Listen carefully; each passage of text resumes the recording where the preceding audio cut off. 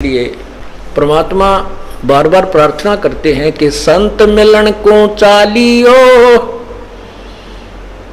दिन में कई कई बारे आसोज के में जो ये गणा करें उपकार। भाई कई बार ना जा सके तो संत दर्श दो बखत कर ले, कह कबीर संत दर्श ते यू काल दगा ना दे। दो बखत भी ना कर सके तो दिन में कर एक बार, कह कबीरता दास का बेड़ा हो जा पार। फिर परमात्मा बताते हैं कि एक बार भी नहीं कर सकता है, दूरी ज्यादा हो जाती है। तो कहते हैं सप्ताह में एक बार अवश्य कोशिश कराने की। सप्ताह में भी नहीं बात बनती है, ज्यादा दूरी है तो पक्ष यानी 15वें दिन पक्ष अवश्य। उससे भी दूरी है तो फिर एक महीने में अवश्य दर्शन करने की चेष्टा कर, अवश्य पहुंच। और फिर भी कुछ ज्यादा ही विदेश दूर चला गया है तो 6 महीने तक चूकिए मत। और भी ज्यादा कोई मजबूरी या दूर चला गया है तो 1 वर्ष में संत के दर्शन के लिए अवश्य आइए। और दूर रहते हुए फिर कैसी भावना रखे, लाख कोस जो गुरु बसे और शेष समुद्रा तीर, एक पलक भूले नहीं जो गुण हो शरीर। कहते हैं गुरुजी चाहे लाख कोस की दूरी पर बैठे हैं लेकिन दिल से दूर नहीं होने चाहिए। तो 1 साल में कोस अवश्य पहुंचना चाहिए। अब यहां भक्तों के शंका आती है कि गुरुजी अब 1.25 वर्ष तक अज्ञात रहे, दर्शन नहीं हो सके तो क्या हमारे ऊपर क्या हमारा जो नाम तो फिर खंड नहीं हो गया है? ऐसा कुछ नहीं है। ये लीला परमात्मा की है। जैसे कोई एक्सीडेंट हो जाता है और वही उसमें टांग टूट जा, प्लास्टर बांधे रहना पड़ता है और चारपाई पे लेटा पड़ा रहना होता है। लेकिन जब ठीक हो जाए, जब थोड़ा ही पड़ा रहना है, फिर तो काम करे, घूमे, फिर अपने सारे कार्य सुचारू करे। तो ये कोई लीला है परमात्मा की, इनमें ऐसा कोई दोष नहीं आता। क्योंकि आप तो रो रहे थे, आप गुरु जी से दूर नहीं थे, आपकी आत्मा तड़फ रही थी। और उन नादान लोगों ने स्वयं भी पाप कमा लिया जिन्हें हमारा विरोध करके ये ऐसा झूठा केस बनाकर परमात्मा के कुत्तों को सजा उन्होंने हमारे को प्रताड़नाएं दी है, जेल में डाला। अब मुझे इस बात का डर है कि उन गेला के बनेगी। इतनी आत्मा रुआ रखी है उन्होंने, उनकी हाय पाड़ कर दर देगी, उनके मनमाने कई पीढ़ियों तक का नाश कर देगी। हम किसी को दुर्शीष नहीं दे रहे, लेकिन उनके किए हुए कर्मों का प्रतिफल बता रहे हैं। ऐसी बिरान माटी होंगी उन लोगों की, कुत्ते बनेंगे, कीड़े पड़ेंगे, खाज लगा करेगी, टांग टूटेंगी। ये मुख्य दोषी वो लोग हैं जो स्वार्थवश जनता को गुमराह करके और संतों का विरोध कराते हैं। लेकिन दोष उनको भी लगेगा जिन्होंने पाखंडियों की बात बिना देखे सुने मान ली। तो पुण्यात्मा उसमें दोष नहीं, तो आपकी तो अधिक कर्म बने हैं, आप हृदय से रोए हो। जैसे धर्मदास जी को परमात्मा ने 6 महीने तक तड़पाया था, उसके अंदर की कसक देखने के लिए और बनाने के लिए। और फिर जब वो परमात्मा मिले तो और अधिक प्रेम से, और प्रेम और बढ़ा हुआ था। तो पुण्यात्मा यही समक्ष प्रत्यक्ष प्रमाण है कि कोई भी बच्चा परमात्मा से दूर नहीं हुआ, आपकी दूनी कसक पड़ी है। तो वही आपने ये ज्ञान समझ लिया कि जैसे बंदी छोड़ दयाल जी तुम लग हमरी दौड़, और जैसे काग जहाज का सूझे और निठर। आप इतना ज्ञान युक्त हो गए हो जैसे समुद्री जहाज के ऊपर शाम के समय कौवा इस दृष्टिकोण से बैठ जाता था, जो 4 बजे से जहाज प्रस्थान होता बंदरगाह से, कि ये खाना खावेंगे और वहाँ टुकड़े खाऊंगा। तो पूरा बाजार सा लगा हुआ होता है समुद्री जहाज में, सारी व्यवस्था होती है, होटल भी होते हैं वहाँ, कैंटीन भी बनी होती है, सब तरह की दुकानें होती हैं, एक शहर सा होता है। पुराने समय की बात है जब ये इंस्ट्रूमेंट नहीं थे जो वर्तमान में हैं, जो बहुत सेंसिटिव इंस्ट्रूमेंट नहीं थे, उसमें एक वो रखा करते थे दिशा सूचक, और वो दिशा सूचक को भी कोई ऐसी जो चुंबकीय चट्टान होती थी वो डिस्टर्ब कर देती थी, उसकी दिशा को बदल दिया करती थी। तो जब वो उस दिशा सूचक को चेक करने के लिए ये ठीक काम कर रहा है या नहीं, हम अपनी सही दिशा में जा रहे हैं या नहीं, उसके लिए वो क्या तरीका अपनाते थे उसकी जांच का, कि जो कौवे ऊपर बैठे होते थे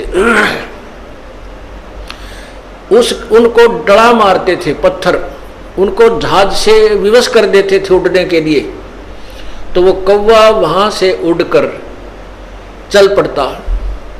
और कौवे में परमात्मा ने एक विशेष ऐसी वो दे रखी है, उसके अंदर ऐसा इंस्ट्रूमेंट ला रखा है कि वो उस दिशा को नहीं भूलता जिस दिशा से वो चला था। वो ये ख्याल रखता है कि मान ले ये मुझे यहाँ से धक्के मारेंगे तो मैं फिर उस दिशा में अपने घर की तरफ चल पड़ूंगा। वो आखिर रात्रि में भी उसी चिंता में उस दिशा को भूलता नहीं। और रात्रि के समय वो जहाज निकल जाता 200 किलोमीटर, और वहां जब वो 200 किलोमीटर जहाज चला जाता तो वहां जल ही जल नजर आता था, कोई आसपास कोई शहर या किनारा दिखाई नहीं देता। तो वो काग उड़ता है वहां से, वो कौवा उड़कर चल पड़ता है अपनी उसी दिशा में जिस दिशा से वो जहाज चला था। अब कौवा तो उड़ रहा है, तो वो जहाज वाले अपने दिशा सूचक को चेक कर लेते थे, ये सही है, हम सही दिशा में चल रहे या नहीं। उधर से वो कौवा जाता है 10 किलोमीटर 20 किलोमीटर, फिर आगे देखा कि तो बैठने जगह को नहीं, वो फिर मुड़कर देखता है कि उसको वो जहाज ही दिखाई देता अपने प्राण बचाने के लिए। वापस आकर के उस जहाज पर ही विश्राम पाता है। तो पुण्यात्माओं, जब आप इस ज्ञान से पूर्ण परिचित हो जाओगे, उस समय आपको इस सतलोक आश्रम क्रोथा और बरवाला और इस दास के अतिरिक्त और कबीर परमात्मा के अतिरिक्त तुम्हें कोई स्थान दिखाई नहीं देगा। सब डूबने का होगा, पैर रखते ही डूबने का होगा, क्योंकि चाहे कितने प्यारे और कितने ही नेक भाई बहन रिश्तेदार हैं, वो तो इसी समय में हमारे साथ रहेंगे। आगे ना जाने अपने संस्कार वो कहाँ जाएंगे, वो हम कहाँ जाएंगे, ना जाने कि तो पशु बनेगा, कोई पक्षी बनेगा, कोई जानवर बनेगा। हो सकता है किसी पुण्यात्मा को मनुष्य विशेष रह रहा है, वो भी मिल सकता है।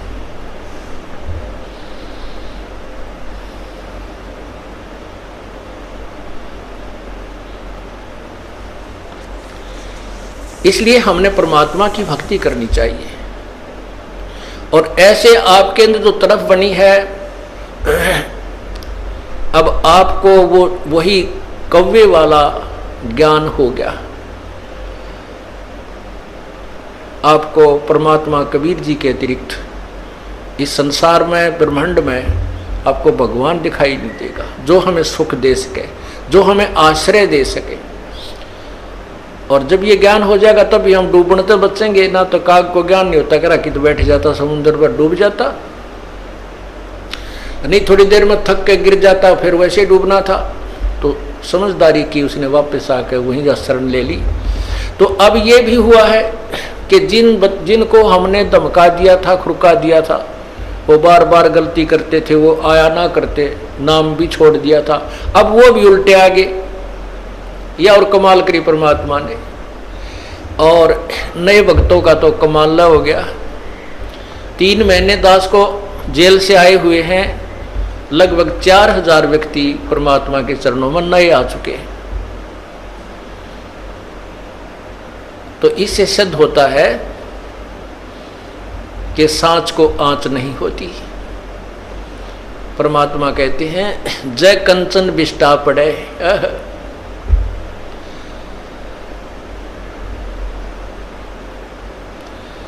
तो घटे नता का मोल। समझदार व्यक्ति तो जैसे सोना है, और सोना टट्टी में भी पड़ा ना, कितना टट्टी में राछी डड़ी हो इतनी सारी, चाहे इतना पड़ा हो, कोई ना छोड़े, जब बैठा कर धो कर मांझ कर गोज मंगा लेकर और दौड़ लेगा कि देखो देख ना ले। तो ऐसे ही जब हमें परख हो जाएगी, लोगों ने अब इस दास के ऊपर सोने के ऊपर टट्टी डाल दी और हमारे बच्चों ने वो टट्टी ना दिखी, सोना दिखा। तो पुण्यात्माओं, उनके द्वारा डाली हुई वो टट्टी यानी उनके द्वारा गंध फैलाया हुआ भी साफ कर रहे हैं, लोगों को समझा रहे हैं, झूठ बोलते हैं, ऐसा कुछ नहीं उस आश्रम के अंदर, और सोना भी ले रहे हैं। तो इस प्रकार परमात्मा जिसके साथ है उसका कोई कुछ नहीं बिगाड़ सकता, नहीं तो फिर भगवान का नाम में मिट जाएगा इस पृथ्वी पर से, राम नाम की कोई चीज नहीं रहेगी। आजकल वैसे लोग नास्तिक हो गए, 4 छोटे मोटे जहाज बनाकर आकाश मुड़ के बिरानी के मान बैठे अपने आप को। अगर 2-4 वर्ष परमात्मा बूंद ना गिरे, वर्षा ना करे, काल पड़ जाए, ये जहाज और इंस्ट्रूमेंट ये सकाई ले बुड़क पड़े पड़े जरा इनके, इनमें कोई बैठनिया नहीं पावे, न देखनिया नहीं पावे, और भगवान को भूल गए। यही कारण है कि हम भगवान की महिमा से अपरिचित हो गए।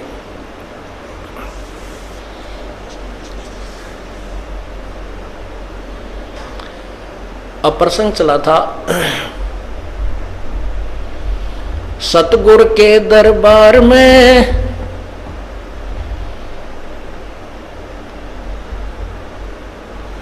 जाइयो बारंबारे, वो भूली वस्तु लखा देवे हैं सतगुरु दातारे। ये जो चीज हम भूल रहे थे भगवान की भक्ति, और भक्ति भी यथार्थ, उस ज्ञान को वो संत फिर दोबारा हमारे हृदय में प्रवेश कर देते, ऐसे दातार हैं।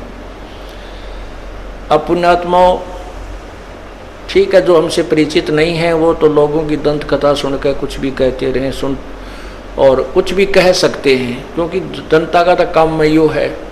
जो भगवान से दूर हैं वो लोग तय जिसी सुनेंगे आगे वैसी ही कहना शुरू कर देते हैं। इस दास ने 17 फरवरी 1988 में परमात्मा की शरण मिली थी,